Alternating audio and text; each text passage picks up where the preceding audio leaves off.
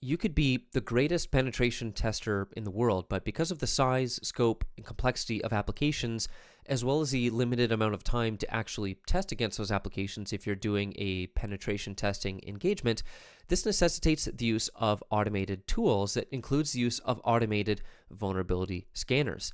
We can kind of conceive of what a perfect scanner would be. It would be a tool that sends every possible payload to an application and also acts as an oracle to identify every possible vulnerability. Of course, this is not only infeasible, but it's impractical to send every possible payload to an application. We would be brute forcing every value to infinity. It just wouldn't work.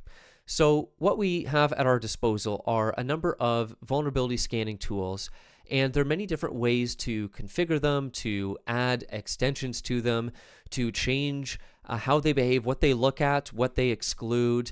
And these are some of the decisions that you have to make when you're conducting an engagement. And ultimately, what you want to do is you want to guide your scanner to be as effective as possible, to avoid wasting your time with false positives, but also crucially, to try and get it to identify as many vulnerabilities as it can, right? To limit the number of false negatives. We want those true positive findings. We want our scanner to actually find vulnerabilities effectively for us and save us time from manual testing. So in this series of videos, we're going to look at Burp's built-in scanner, and we're going to look at different ways to optimize scanning, different ways to approach and configure scanning, and two, we're also going to look at the best ways to actually interpret the scan results, determine what are true positive findings, what are false positives, what the scanner may have missed, and also different techniques so that we can identify weird quirks and behaviors that might lead to vulnerabilities